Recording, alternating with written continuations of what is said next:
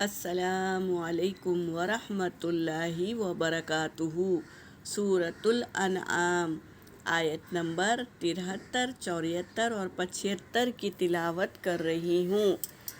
اعوذ باللہ من الشیطان الرجیم،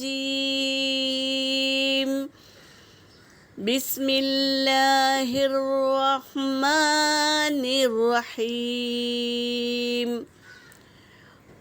قولہ الحق وَلَهُ الْمُلْكُ يَوْمَ يُنفَخُ فِي الصُّورِ، یہاں پر اخفا کریں گے، یوم ينفخ فی الصور، عالم الغیب والشہادہ، یہاں پر وقف کرنے کی حالت میں تا کو ہا میں بدلیں گے،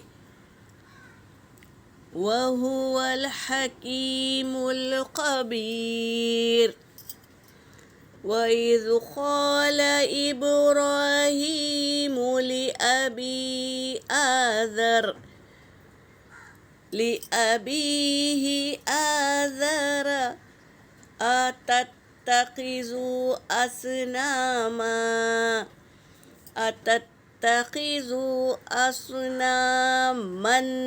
آلِهَةً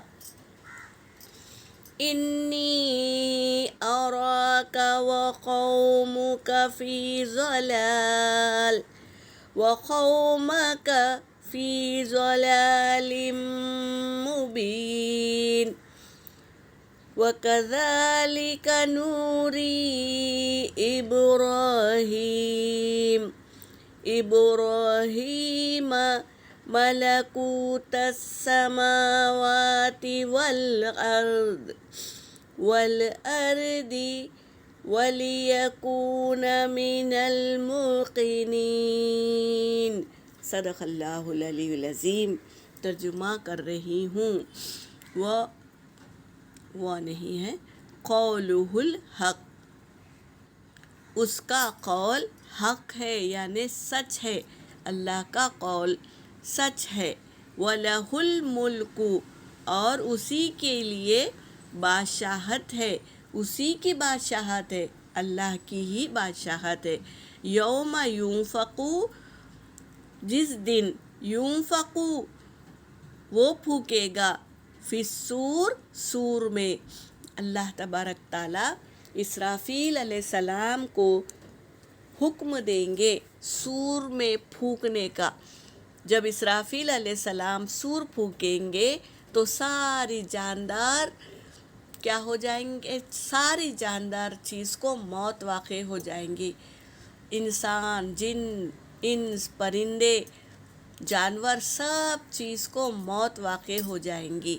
پھر اللہ تبارک تعالیٰ دوسری بار سور پھونکنے کا حکم دیں گے تو ساری مخلوق کیا ہو جائے گی؟ زندہ ہو جائے گی۔ تو اللہ کا حکم بجا لاتے ہیں فرشتے۔ عالم الغیب والشہادہ، وہ جانتا ہے غیب کو، غیب کی باتوں کو، گواہ، اللہ گواہ ہے غیب کی باتوں کا۔ وَهُوَ الْحَكِيمُ الْخَبِيرُ، اور وہ خوب حکمت والا ہے اور خبیر، خبر بھی رکھتا ہے۔